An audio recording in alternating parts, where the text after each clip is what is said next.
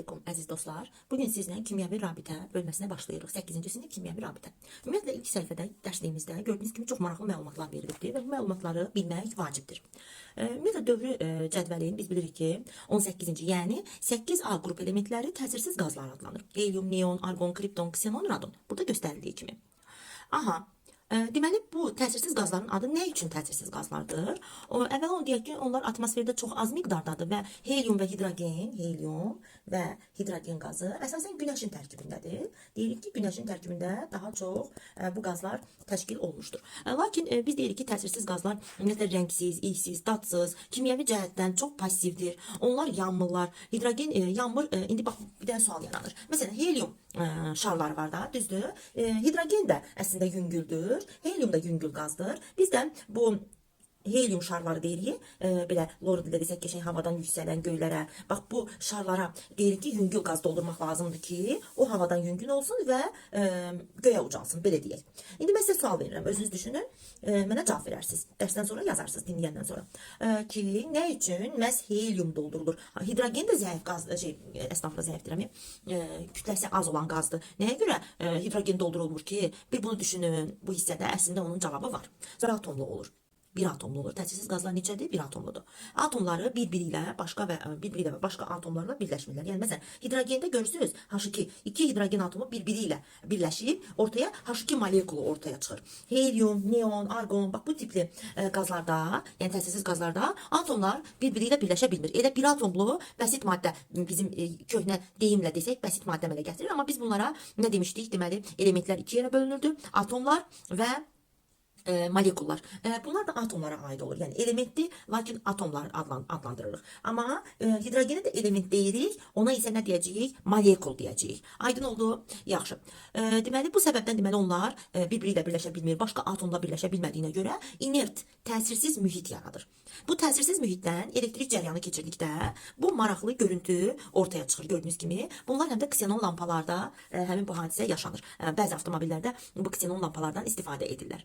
Sonra deməli 1868-ci ildə helium kəşf olundu, lakin onun bir atomlu olduğu izah edilə bilmədi. Burada yazıldığı kimi. Lakin 1916-cı ildə Gilbert Newton Lewis deməli açıqlamalar gətirdi ki, nəyə görə helium və bu tipli təsirsiz qazlar bir atomludur.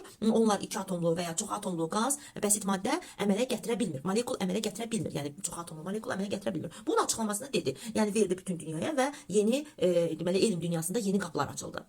Burada suallar verildi bizə. Sizcə Gilbert Newton Lewis bunu necə izah etdi? Maraqlıdır. Birazdan əslində bunun izahını biz dərsin gedişində görəcəyik. Bu kəşfin təsirsiz qazların dövrü cədvəldə sonuncu qrupda yerləşməsi ilə necə əlaqəlidir? Təbii ki, biz bilirik ki, deməli, qrupun nömrəsi onun valent elektronlarının sayı ilə əlaqəlidir. Təsirsiz qazların da sıra nömrəsinə əsasən, yəni nüvəsinin yükünə əsasən onu görürük ki, sonuncu xarici energetik səviyyədə neçə elektron varsa, o həmin qrupda yerləşir. Həmin qrupda yerləşir. İndi görəcəyik birazdan bunların bir-bir deməli elektron formullarını açdıqca.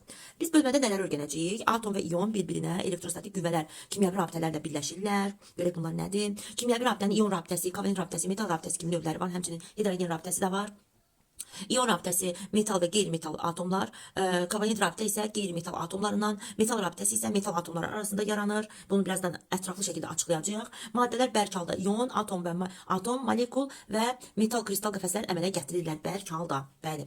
Sonra bunu da izah edəcəyik bu bölmənin içində. Bugün isə mən sizlə maddələrin fiziki və kimyəvi xassələri onların quruluşundan asılıdır. Bölməsi də həmçinin dərsidə, mövzusu da həmçinin bu bölmədə olacaqdır. Lakin mən bugün sizlə hələ ki kimyəvi rabitə, oktet qaydasını izah edəcəm. Görək bu kimyəvi rabitə ümumiyyətlə biz deyirik ki, bir molekulun əmələ gələ bilməsi üçün mütləq atomlar arasında əlaqə yaranmalıdır. Yəni atom başqa bir atomla birləşməlidir ki, bir maddə ortaya çıxsın. Başda elə hər kiçik maddədən tut, məsələn, hidrogen qazı, düzdür? 2 qramlıq qazda bunun belə əmələ gəlməsi üçün nə olmalıdır? Hidrogen atomu bir-biri ilə birləşməlidir.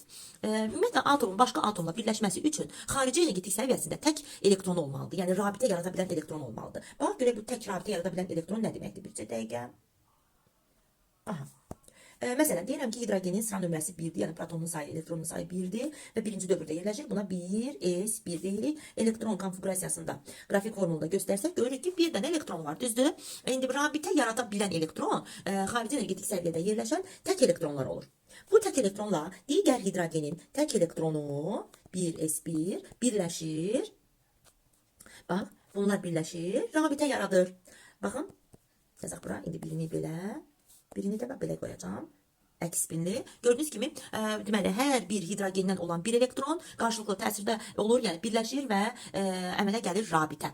Deməli, oksigen molekulunda, məsələn, görürsünüz ki, oksigen atomunun, 2 dənə oksigen atomunun birləşməsindən əmələ gəlir. Gəlin, indi oksigenin sıra nömrəsinə baxaq. 8-dir. Açaq onu. 2, 6, 2s2, sonuncu energetik səviyyə, yəni qısa elektron formulunu yazıram. 2s2, 2p4.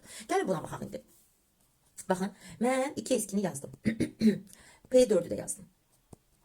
1, 2, 3, 4. Aha, gördüğünüz gibi burada 2 tane tek elektron var, düzdür? Deməli, oksigen molekulunun əmələ gəlməsi üçün 2 tane oksigen atomu, hər birində tək elektronlar qarşılıqlı təsirdə olurlar, tək elektronlar. Biri bundan, digəri o birisindən. Biri bu oksigenden, digəri o birisi oksigenden. Qarşılıqlı təsirdə olurlar və 2 dənə rabitə yaradırlar. Ümumiyyətlə, biz molekulda xətlərin sayı, loru desəkdən, xətlərin sayını 2-yə vursaq, deyərik ki, bu rabitədə iştirak edən neçə elektron var? 4 dənə. Çünki hər bir xətti, hər bir rabitəni 2 elektron əmələ gətirir.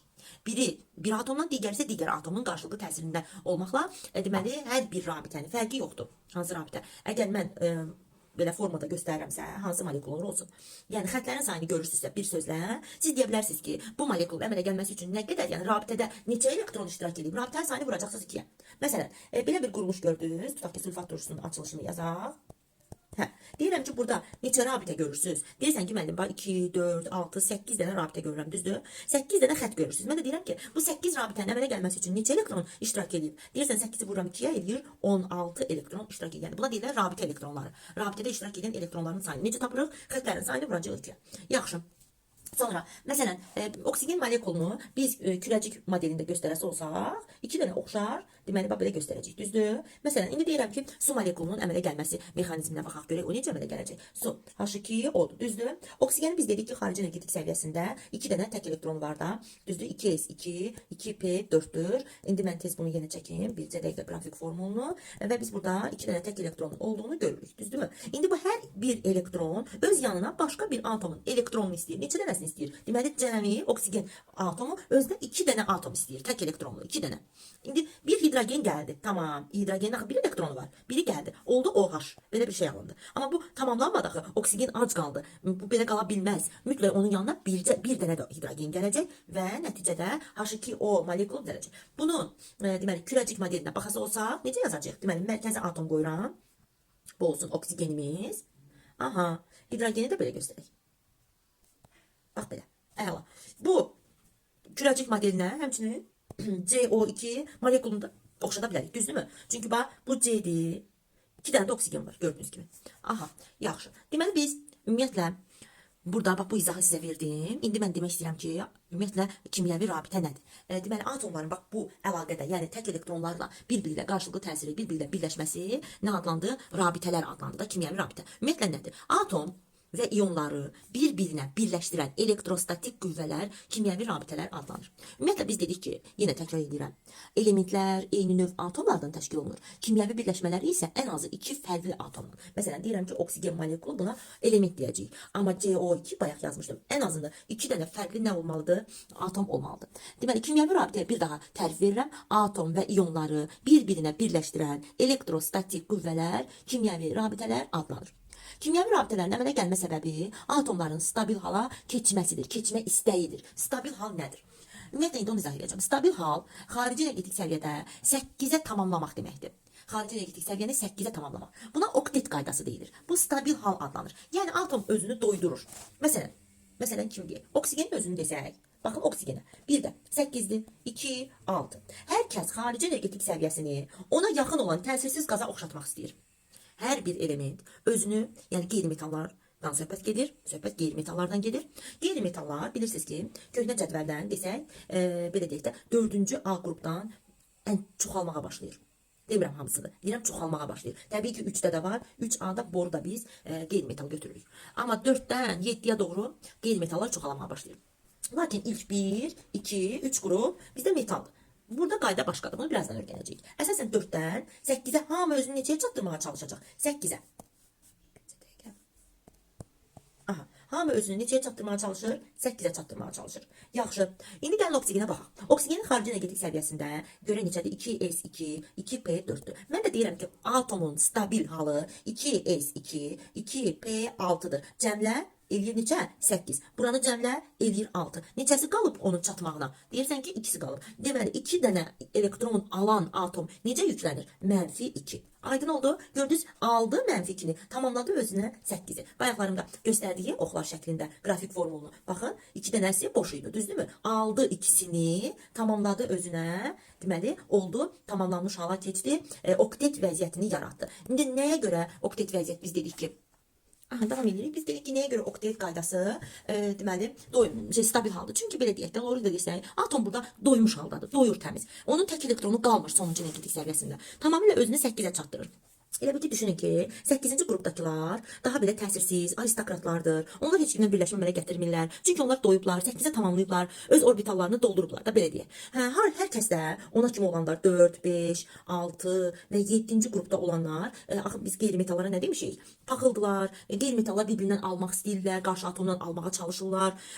Demişik ki, ən qüvvətli qeyri-metalımız flordur. Flor heç kimdən elektron, deməli, heç kim elektron vermir, hamıdan elektron alır. İndi düşünün ki, flor özü oturub 7-ci mərtəbədə 8-ə çatmaq üçün ona bir dənə pəkən lazımdır ki, o çatsın. Yəni mənfi yüklənir. -1. Elə bir ki, onun yükü olur. Deməli, oxlaşma dərəcəsi olur da, belə deyək. Flor normal halda, stabil halda 0. Deməli, bir dənə elektron alanda isə -1 göstərəcəkdir. Deməli, elektronlar oturduqları qrupa uyğun olaraq, deməli, elementlər, üzr istəyirəm, elektronlar deyirəm. Elementlər oturduqları qrupa uyğun olaraq özlərini 8-ə çatdırmağa çalışırlar. Məsələn, 5-ci qrupda olan bir element özünü 8-ə çatdırmaq üçün neçəsini almalıdır? Təbii ki, deyirəm ki, 5-dirsə 8-ə çatmaq üçün 3-ünü almalıdır. Yəni neçə yüklənəcək mənfi? -3 yüklənəcək.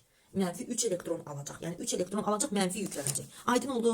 Yaxşı. Deməli, oktet vəziyyət nə idi? Oktet qaydası, deməli, özünü, bura baxaq, indi bu hissəyə, deyir ki, təsirsiz qazların xarici təbəqəsi tamamlandığı üçün onların atomları stabil olurlar. Rabitə əmələ gətirmirlər. Bu səbəbdən helium, neon və digər təsirsiz qazlar molekullardan ibarət deyil. Çünki onlar qarşılıqlı təsirdə olurlar bir-birinə. Onlar stabildir, artıq doyublar. Onlara aristokratlar deyirik. Onlar element başqa bir atomla alış-veriş etmək istəmirlər. Onlar heç kimə belə deyək də fikir vermirlər. Onlar özü üçün yaşayırlar. Digər elementlər isə atomların xarici təbəqələrini elektron alış-verişi və ya ortaq istifadəsi ilə dövrü cədvəldə özlərinə ən yaxın olan təsirsiz qazın xarici təbəqəsinə bənzədirlər. Başqasına bənzələsi deyil ki, özünə ən yaxın olan qonşuya oxşatmaq istəyir də. İnsanlar da bir-birini deyirlər ki, qonşum maşın alıbdı, dedim mən də alım.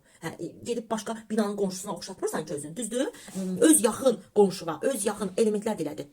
Davam edirik, deməli, oktet qaydasının nə olduğunu bildik, düzdürmü? Okta, Yunanca 8, oktet isə 8-lik deməkdir. Gəlin indi bir neçə nümunə üzərində bu oktet qaydasını başa düşməyə çalışaq. Məsələn, deyirəm ki, natrium, baxın, natrium elementinin sıra nömrəsinə uyğun olaraq onun elektron konfigurasiyasını açıq, yəni energetik səviyyələr üzrə paylayaq elektronları. Görürsünüz ki, burada sonuncu energetik səviyyədə 3s1-dir. Belə deyək də, məsələn, özünü oktetə çatdırmaq üçün, 8-ə çatdırmaq üçün natrium ya 7-sini almalıdır, 7 dənə elektronu almaq asandır, yoxsa birini vermək asandır. Təbii ki, bir elektronu vermək daha əlverişlidir də. Ona görə də o, özünə ən yaxın olan təsirsiz qaza, yəni neona özünə oxşadacaq. Neon, bilirsiniz ki, sıra nömrəsi 10'dur. Neona oxşatdı özünü. Görürsünüz, birini verdi, natrium 11 plus 1, 10 elektron oldu, birini verdi. Özünü, deməli, elektron konfigurasiyasına görə, indi bax, bu iyonun elektron konfigurasiyasının açısı olsaq, onun, bir deyəcək 2, 8, gördünüzmü? Neonda neçədir? 2, 8. Aydın oldu. Məsələn, deyirəm ki, burada bir dənə element, məsələn, xlor, burada da xlor, kitabda xlor verilib deyil, biz onu götürək. Məsələn, xlor görək özünü kimə oxşadacaq, öz yaxın qonşusu kimdir? Görürsünüz ki, xlorun ən yaxın qonşusu argondur. Xlora uyğun olan qonşu həmçinin neon da ola bilər olmağına. Baxın indi, xlor 17, belə böləcəkdə 2, 8, 7. Mən deyirəm ki, bu xlor 7-ni versə yaxşıdır, yoxsa birini alsa daha sərfəli olar sizcə? Təbii ki, 7 elektronu verməkdənsə, hazır bir dənə elektron ala bilir də. Nəyə görə o 7 elektron versin ki? Elə bir elektron alar. Baxın, xlor -1 olacaq 18. Yəni, argonun elektron quruluşuna özünü oxşadacaq. Xarici təbəqədə də argonda 18 isə 2, 8, 8. Baxın, 8 ilə bitdi. Eləcə də xlor da elədir. 2, 8, 8. Xlor mənfi iyonu. Aydın oldu, oktet vəziyyəti nədir? Yəni, element atomunun özünə ən yaxın olan təsirsiz qaza oxşatması, özünə ən yaxın olan təsirsiz qaz kimi özünü xarici energetik səviyyəsini bənzətməsi, deməli, oktet səviyyə adlanırdı. Sonra, məsələn, kimi göstərək, bir dənə də sizə alüminium deyəcəm. Məsələn, alüminiumun sıra nömrəsi 13-dür. Sizcə, bax, 2, 8, 3. bura 5 elektron alsa buna sərfəlidir, yoxsa 3'ünü versə sərfəlidir? Təbii ki, ümumiyyətlə biz demişik ki, metallar elektron alan deyirlər. Elektron alan atom deyirlər metallar. Metalların elə metallıq sözünün mənası açılışında biz görürük ki, metallıq elə elektron vermək deməkdir də. Yaxşı insanlar idi. Yadınızdadır, dövr sistemi keçəndə demişdim ki, metallar daha yaxşı insanlar, get-gedə dövr üzrə soldan sağa getdikcə qeyri-metallıq artır. Qeyri-metallıq zəif xarakterli, daha belə alan, çalan, çırpan, deməli polyar, yəni pıxıl elementlərə doğru gedirdik. Düzdür? Qeyri-metallıq, metallıq, qeyri-metallıq. Burada bir inkar var. Tamam. Metallar dediğimiz kimi elektron vermeyi seven bir atomlar olduğuna göre biz burada 3 elektronu verəcəyik. Onda bunun deməli iyon forması necə olacaq? Alüminium müsbət 3, 10 elektron özünü ən yaxın təsirsiz qaza deməli oxşatmış oldu. Baxaq burada alüminiuma. Baxın, alüminium 13, 18, alüminium 10. Bax, ona özünü oxşatdı. Çünki o 3'ünü vermək daha rahat oldu. Nəinki 5'ini almaq. Ümumiyyətlə biz demişik ki, metallar elektron almır. Aydın oldu? Metal elektron almır. Natrium onun kimi. Məsələn, kalsiyuma gəlin baxaq. Kalsiyum 20. Düzdürmü? İndi deyirəm ki, kalsiyum 20'ni gəlin açaq. 2, 8, 8, 2. Baxın. Sonuncu energetik səviyyədən əvvəldə 8 elektronu var. O oktet səviyyəyə daha yaxın. Ona görə bu elektronunu verəcək. Çünki metallar elektron alan deyil. Metallar elektron verəndir. Ona görə də o 2 elektronunu xarici təbəqədəki 2 elektronlarını verir. Nəticədə nə olacaq? Özünü oktet səviyyəyə, yəni argona çatdırdı. Baxın, ən yaxın təsirsiz qaza çatdırmış oldu özünü. Yaxşı. İndi isə baxaq kitabınızda dublet formanın izahını veribdir. İndi mən sizə onun izahını verəcəm. Deməli dublet forma nədir? Dövrü cədvəlinin əvvəlində yerləşən bəzi elementlər, hidrogen, litium, berilyum və s. heliuma daha yaxın olduğu üçün, məsələn kimlər? Bir də baxaq, hidrogen, litium, berilyum, heliuma daha yaxın olduğu üçün özlərini heliumun konfigurasiyasına oxşadılar. Yəni xarici energetik səviyyələrini helium atomunun xarici energetik səviyyəsinə bənzədirlər. Məsələn, deyirəm ki, hidrogenə gəlin baxaq. Hidrogen 1s1. Hidrogen 1 elektron özünə birləşdirir. Özünü heliuma bənzədir də. Olacaq deməli neçə? Heliuma baxaq. Helium 2. Görürsünüz? Baxın, 1 elektron alır. Birini yuxarı, birini aşağı yazaq, əks spinli yazaq. Bəli, olacaq deməli nə? H2 molekulu gördünüz, heliuma bənzətdi onu. İkilədi, ikilik yaratdı elə bil ki. Buna deyirlər dublet vəziyyət, oktet vəziyyətin xüsusi forması. Bu da stabil atomlar adlanır. Bunda da stabil forma olur. Atomun stabil forması adlanır. Niyə görə stabil oldu? Ona görə ki, artıq yenə tək, ac qalmış elektron yoxdur. Elektron cütləşmiş oldu. Yəni doydu. Tək elektron qalmadı sonuncu energetik səviyyədə. Buna da deyəcəyik dublet qaydası. Aydın oldu? Özünü heliuma bənzədənlər oldu dublet. Heliumdan başqa digər bütün qeyri-metallara, təsirsiz qazlara bənzədənlər, neon, argon, kripton, ksenon, radon, bunlara bənzədənlər isə olacaqdır oktet qaydası. Yaxşı, gəlin öyrəndiklərimizi tətbiq edək. Dövrü cədvəldə istifadə etməklə kalsiyum, hidrogen, bor, alüminium kimi elementlərin, deməli hidrogen, bor, alüminium elementlərin dublet qaydasına uyğun statik sabitlik qazanan atomları müəyyən edin. Dublet qaydası istəyir bizdən sırf. Gəlin baxın. Biz bayaqları kalsiyumu açdıq əslində. Baxın, kalsiyum hansı qaydadır? Oktet qaydası, dublet deyil. Çünki o 8'e tamamladı özünü. Düzdürmü? Sonra hansı element dediği hidrogen. Hidrogeni gösterdik necə dublet olduğunu gördünüz. Sonra bor. Gəlin indi bor göstərək. Bor 5-ci sıra nömrəsində olan 2, 1 elektronlarını energetik səviyyələrdə belə payladıktan sonra biz görürük borun xarici energetik səviyyəsində 1 elektronu var. Və bu 1 elektronunu verməklə, özünü belə deyək də 2'ye tamamlamış olur da borda. Düzdür? Borda deməli necə olacaq? Özünü dublet vəziyyətə tamamlamış olacaq. Dublet. Aha. Sonra kim var burada? Bor, alüminium. Alüminiumu bayaq göstərmişdim. Bir də göstərəcəm burada. Alüminium gördüyünüz kimi oktet vəziyyətdir. Aydın oldu. Sonra dublet oldu deməli bizdə hidrogen və bor. Burada da göstərildiyi kimi berilyum da onun kimidir həmçinin. Yaxşı, gəlin berilyumu da göstərim. Berilyumu da göstərək bir dənə. Aha. Berilyuma baxaq. Berilyum 4-cü xanada yerləşir. 2, 2. Gördüğünüz gibi berilyum 2 elektrona, xarici təbəqədə 2 elektrona malikdir və özünü nəyə oxşadacaqdır? Özünü ilə heliuma bənzədəcək. 2 elektronunu verəcək. Birləşmələrdə axı elektron alış-veriş etməlisən. Elə mənim 2 elektronum var. Mən bundan istifadə eləməm demirlər. İkinci səviyyəni gəlin açaq. 2s2. Düzdürmü? Bax bu berilyum 2 elektronunu verir birləşmədə. Çünki berilyum metaldır. Metal elektron almır. Metallar elektron verirlər. Məsələn, berilyum birləşməyə girəndə, hansısa bir qarşılıqlı əlaqədə olanda digər bir elementlə, məsələn qeyri-metaldan, o zaman nə olacaq dedik? Hidrogenin elektronunu, elektronunu verəcək. Bu 2 elektronunu verir və gördüyünüz kimi özünü nəyə tamamlayır? Eyni ilə dublet qaydasına tamamlamış olur. Yəni heliuma bənzədir özünü. Yaxşı, sonraki sualda deyir ki, natrium iyonu ilə neon atomunun oxşar və fərqli cəhətlərini qeyd edin. Gəlin baxaq natrium və neona. Biz bayaqlar əslində bunu açmışdıq. Yenə də göstərək. Baxaq. Bax natrium. Natrium iyonu 11, müsbət 1, 10 elektron. Gəlin göstərək. Aha, 2, 8. Gördüğünüz gibi bu 2, 8 oktet vəziyyət yaratdı. Neona baxaq. Neonda 2, 8'də, amma bu iyon halda deyil, neytral vəziyyətdədir. 2, üzr istəyirəm buranın, aha, 8. Elektronların deməli energetik səviyyədə paylanması ardıcılığı belədir, eynidir, oxşardır. Lakin neonda atomdur, neytral atom. Yəni proton sayı elektron sayına bərabərdir. Lakin 2, 8 vəziyyətindəki natriumda isə proton sayı böyükdür elektron sayından. O kationdur. Artıq yüklü hissəcikdir, kation. Amma bu neytral atomdur. Fərqi budur. Neytral atom. Aydın oldu.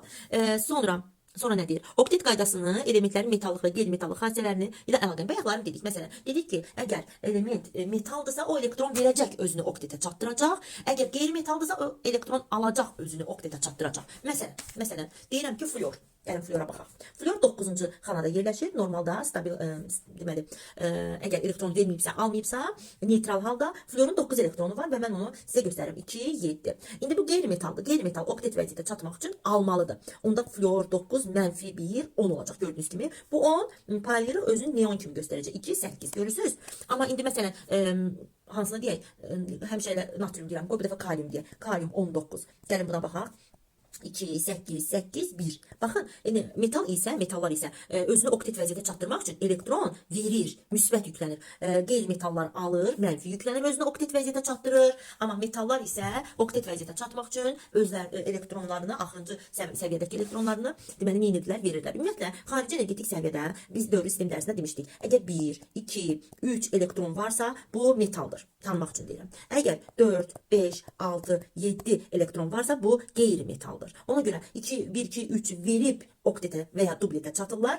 4, 5, 6, 7 isə alıb özlərini nəyə çatdırırlar? Oktetə. Lakin sonu 1, 2, 3-dən bitən, lakin qeyri-metal olan, yəni metal olmayan deməli elementlərimiz də var. Onlar kimlərdir? Bir dənə tez baxaq. Hidrogen 1 ilə bitir, helium 2 ilə bitir, bor neçə ilə bitəcək? Deməli 5-dir, 2, 3-dür gördüyünüz kimi. Sonra hansı var? Biz onu ümumi şəkildə ümumiləşdirib deyirik ki, 1, 2, 3-dən bitsə də bu nədir? Qeyri-metaldır. Elə bu. Hidrogen, helium, bor. Baxın, bunlar sonu 1, 2, 3 ilə bitsə də nədir? Qeyri-metaldır. Lakin biz nə dedik? Sonu 1, 2, 3 ilə bitənlər metal adlanacaqlar. Metal adlandıracağıq. Sonra öyrəndiklərinizi yoxlayan bölməsinə keçirəm. Öyrəndiklərinizi yoxlayan səhifə 40. Atomun kimyəvi stabilliyi nə deməkdir? Ümumiyyətlə cavabımızı bir nümunə ilə izah edin. Atomun kimyəvi stabilliyi bir də deyirəm, xarici təbəqədə NS2, NP6, yəni 8 elektrona tamamlamasıdır. NS2, NS2, NP6. Bax, bu stabillik deməkdir. Buna oktet qaydası deyilir. Oktet qaydası xüsusi halı dublet qaydası adlanır ki, o da atomun stabil halıdır. Özünü heliuma bənzədərlər. Oktet, neon, argon, kripton, ksenon, radon tipli təsirsiz qazların xarici energetik səviyyəsinə bənzədənlər isə dublet olacaq. Axırı 8-dən qurtarmalıdır. Sonra flor və alüminium atomlarının xarici təbəqənin oktet qaydasına uyğun tamamlanma sxemini tərtib edin. Gəlin baxaq. Florun biz demişik bayaqlar, heç bunu tezdən yazmayım. Flora baxaq. Gördüyünüz kimi flor özünü tamamlamaq üçün 1 elektron aldı. Alüminium isə 1 elektronu yeniləyəcək, 3 elektronunu verəcəkdi. Onu da yazmışdım bayaq. Tapa bilsək əgər. Eyb yox. Mən onun üçün sizin üçün tezdən yazacağam alüminiumu. Alüminium 13.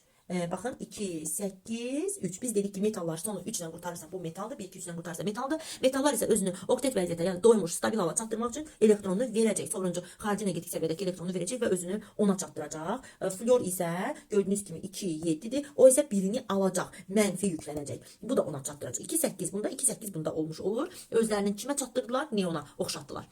Sonra ikincini dedik. Üçüncü, hansı elementlər elektron alaraq argona oxşaya bilər? 2 nümunə göstərin. Təbii ki, elektron alaraq oxşamaq, deməli, hansına aid olur? Qeyri-metallara. Qeyri-metallar elektron alıb özlərini kimə oxşadılar? Argona. Argon neçədir? Argon 18-dir. 18. Gəlin baxaq. Məsələn, fosforu götürürəm.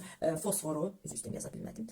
Fosfor 15-ci xanada yerləşir. Siz mənə deyin görüm, 15-dən 18-ə argona çatmaq üçün bizə neçə elektron lazımdır? 3, bəli, 3 elektron alırsa, bax 18-ə çatdırsa, bizə demişik sol çıxsaq, necə eləyəcək? Mənfi 3. Deməli, 3 elektron alır, özünü çatdırır argona. Məsələn, indi deyirəm kükürt. Baxaq, kükürt 16-cı xanada yerləşir, 16-cı xanada yerləşir və özünü 18-ə çatdırır. Sol çıxsaq. Aha, necə olacaq? 16-dan 18-ə çıxar, mənfi 2. Mənfi 2 yüklənir. Amma yəni neçə elektron alır? 2 elektron alır, özünü argona oxşadır. Birinci dərsimiz bu qədər. Çalışmaların da izahını veririm. Başqa bir video çəkib deməli iş dəftərində izahını verəcəm inşallah.